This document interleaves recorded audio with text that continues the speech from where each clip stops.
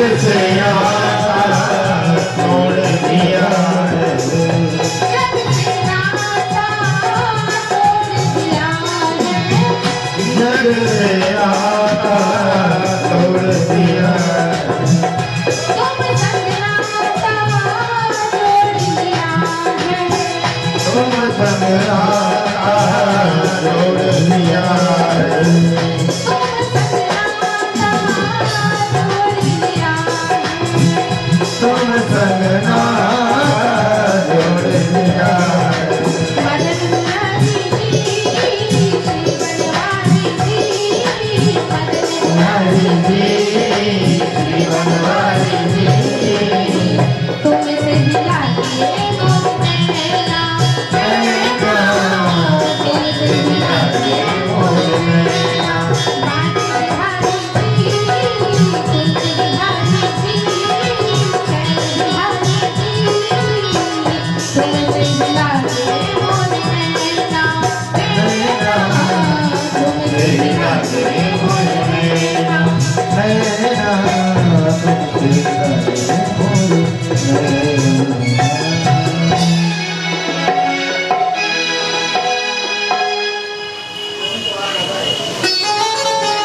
द्रौपदी ने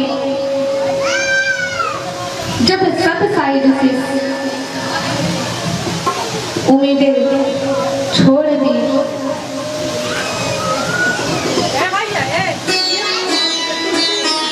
तो जब गोविंद के ऊपर संपूर्ण विश्वास की, तब मेरे गोविंद आए। इसलिए हमें भी यही चाहिए कि दूसरों से उम्मीद करना छोड़ दो, और उम्मीद करना ही है तो गोविंद से करो।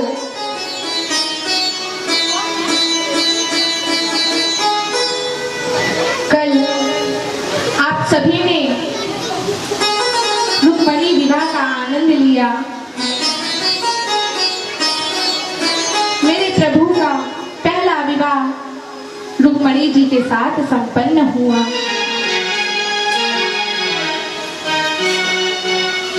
ऐसे ही मेरे गोविंद की 8 मुख्य पटरानियां हुई।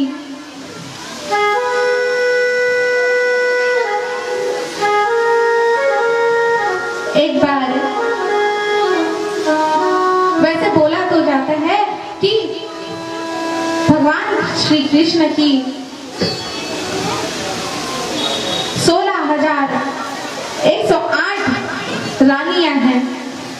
तभी परीक्षित जी पूछे सुखदेव जी से कि महाराज, हमने तो सुना है कि 8 विवाह संपन्न हुए थे, लेकिन ये 16,100 कन्याएं के साथ विवाह कैसे हुआ? आप हमें जरा स्पष्ट बताइए। तब सुखदेव जी बोले, सुनो राजन, पृथ्वी का पुत्र भौमासुर जो अलग अलग राज्य से रानियों का अपहरण कर अपने महल में कैद कर रख लिया, और सोचा जब तक 16,000 कन्याएं 16,100 कन्याएं नहीं होगी तब तक विवाह भी करूंगा। और जैसे ही भगवान को पता लगा तो भगवान तुरंत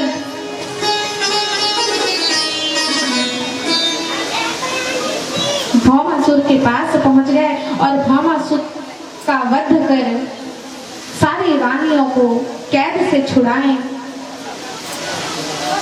और सारी रानियों को बोले कि आप सभी अब अपने घर जा सकती हैं। सारी रानियां हाथ जोड़कर भगवान से बोली कि प्रभु, हम कई वर्षों से यहाँ कैद थी, और आप जानते ही हैं कि अगर लड़की एक दिन के लिए भी, एक दिन तो छोड़ो महाराज, 2 घंटों के लिए भी अगर कहीं चली जाए बिना बताए तो माता पिता कितना चिंता करते, और जब वो वापस आ जाए तरह तरह की बातें भी बनने लगती है, बहुत कुछ बोला जाता है।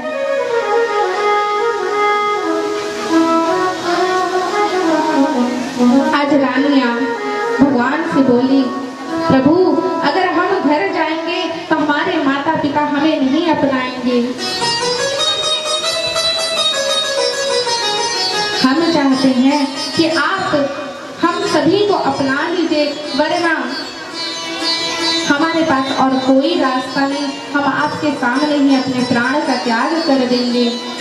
आज मेरे गोविंद 16,100 रानियों के साथ एक साथ विवाह कर लिए और सारी रानियों को द्वारिका लेकर आए।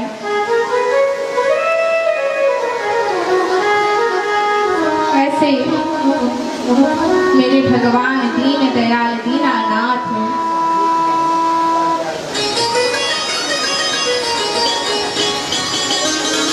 परीक्षित जी आज सुखदेव जी से बोले, महाराज आप दीनानाथ दीन दयाल बोलते हो भगवान को, लेकिन आपने अभी तक ऐसी कोई बात नहीं बताई जिससे ये साबित हो कि भगवान दीनानाथ है।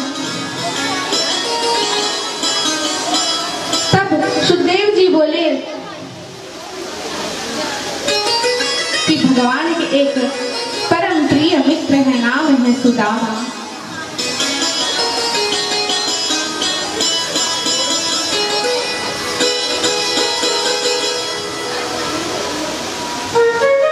गरीब है, ब्राह्मणवादी है। यहाँ एक बात बताएं महाराज, जो ब्राह्मण होते हैं ना, ब्राह्मणों की अगर आप खूब सेवा करोगे तो भगवान बहुत प्रसन्न होते हैं, और अगर ब्राह्मणों का अपमान करे तो नर्क भी जाना पड़ जाता है।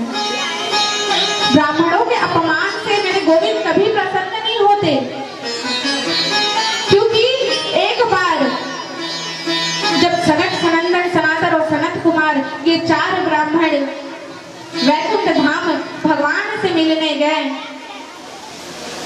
तो भगवान के पार्षद जय और विजय उन चारों ब्राह्मणों का अपमान किए थे, उसके बदले उन्हें राक्षस बनना पड़ा, राक्षस योनि में जाना पड़ा। तुम्हारा जो ब्राह्मणों का अपमान कभी मेरे प्रभु बर्दाश्त नहीं कर सकते, ब्राह्मणों का अपमान कभी करना भी नहीं चाहिए।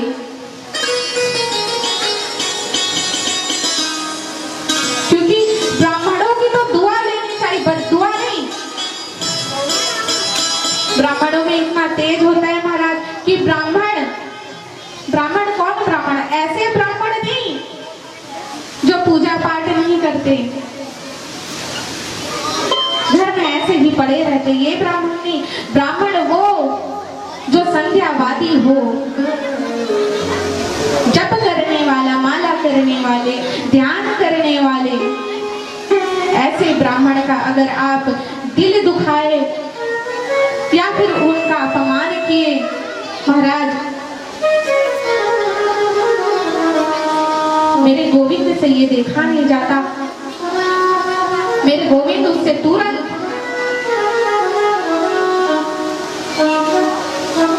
गुस्सा तो होते ही हैं, लेकिन ब्राह्मण अपमान मेरे गोविंद से कभी सहन नहीं होता। आज सुदामा जी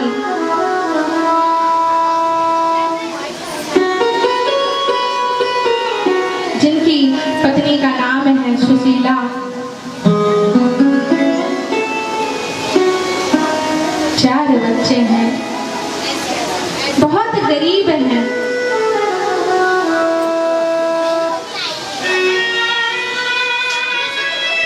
जब तक 5 घरों से कुछ मांग ना लेते, कभी उन्हें भोजन मिल जाता और कभी भोजन उन्हें नहीं मिलता। जिस दिन भोजन मिल जाए महाराज, उस दिन तो उनके घर में द्वादशी होती है, और जिस दिन भोजन ना मिले उस दिन एकादशी होती है।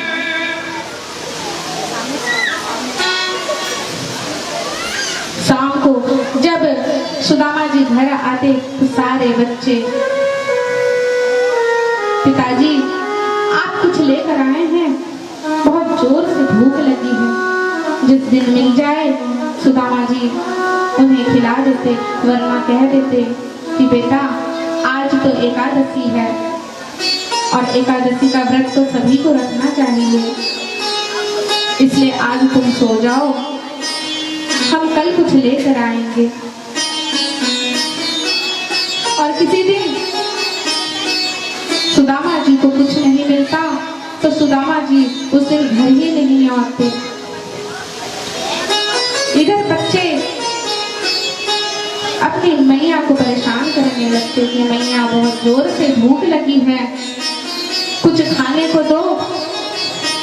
सुशीला कहती, बेटा अभी तुम पानी पीकर सो जाओ, तुम्हारे पिताजी आते होंगे कुछ लेकर, जब आएंगे तब मैं तुम्हें उठा दूंगी तो तुम खा लेना।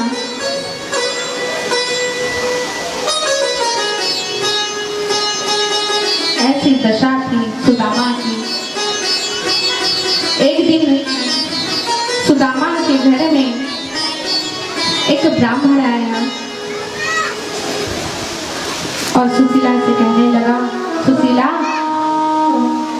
मैंने सुना है कि सुदामा का परम मित्र द्वारिकाधीश है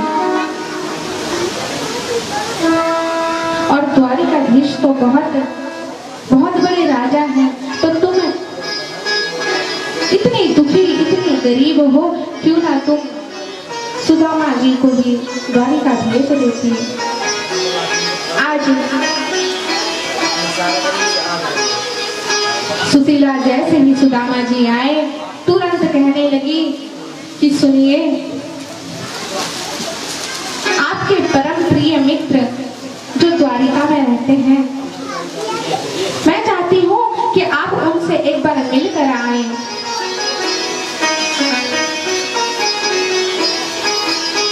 सुदामा जी बोले कि हाँ, हम तो बहुत दिन हो गए मिले नहीं हैं, तुम सही कहती हो सुशीला, लेकिन अगर हम वहां गए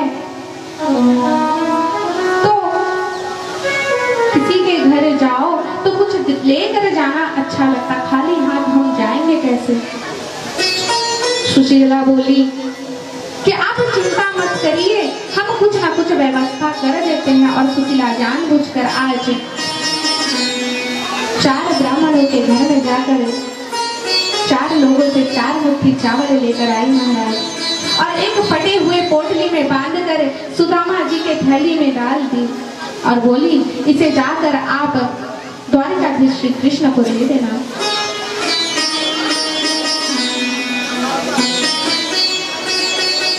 इधर सुदामा जी आज द्वारिका के लिए निकले।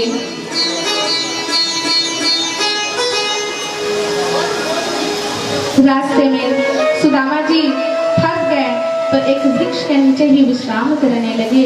इधर जैसे ही भगवान को पता चला कि मेरे बचपन के परम मित्र प्रिय सखा सुदामा मुझसे मिलने आ रहे हैं, भगवान से रहा नहीं गया महाराज। तुरंत योग माया के द्वारा रात्रि में ही सुदामा को अपनी नगरी द्वारिका में लाकर सुला दिया। जैसे ही सुबह हुई सुदामा नेत्र खोले तो देखते हैं द्वारिका पहुंच चुके हैं। अब द्वारिकाधीश के महल के बाहर ही खड़े होकर द्वारपाल से भी कहने लगे कि कृष्ण को बुला दो, कन्हैया को बुला दो। द्वारपाल बोले, यहाँ कोई कन्हैया नहीं रहता, तुम किस कन्हैया की बात कर रहे हो? अरे ये मेरे बचपन का प्रिय सखा कन्हैया को नहीं जानते तुम? अच्छा तुम कन्हैया, तुम कहीं द्वारिकाधीश श्री कृष्ण को तो नहीं कह रहे? अब सुदामा बोले कि अच्छा, मतलब लाला का नाम द्वारिकाधीश श्री कृष्ण है। तो आज महाराज द्वारपाल अंदर जाकर भगवान श्री कृष्ण को बता दिए कि बाहर कोई गरीब ब्राह्मण सुदामा आया है। अरे द्वारपालो, कन्हैया से कह दो किधर पे सुदामा गरीब आ गया है, सुदामा गरीब आ गया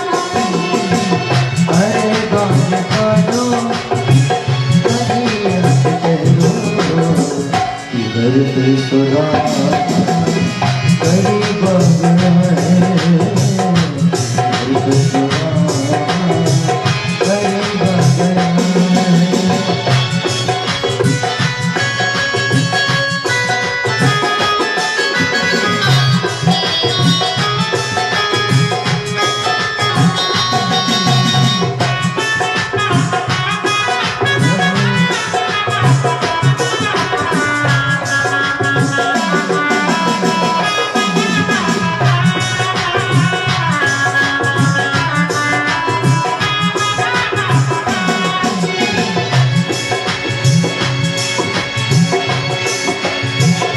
सुनते ही दौड़े चले आए मोहन लगाया गले खुदा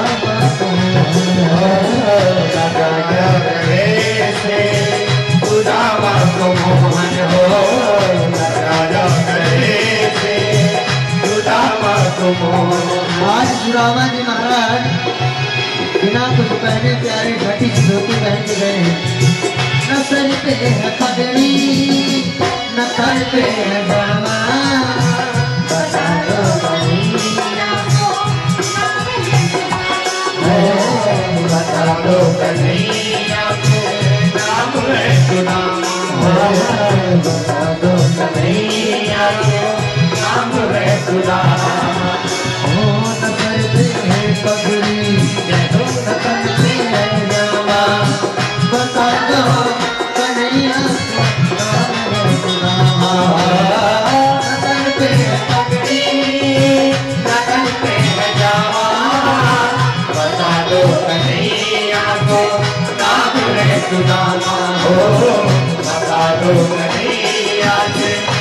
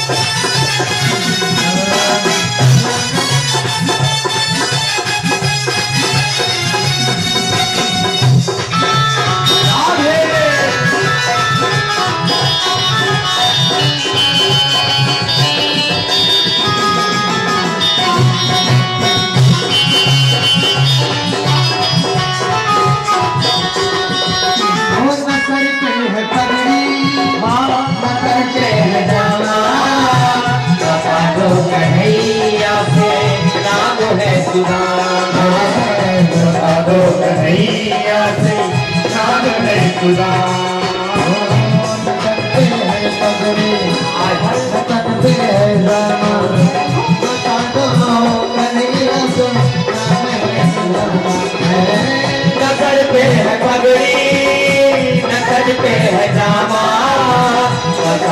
कन्हैया को नाम है सुदामा हो बता दो कन्हैया को नाम है सुदामा हो बता दो कन्हैया को नाम है सुदामा।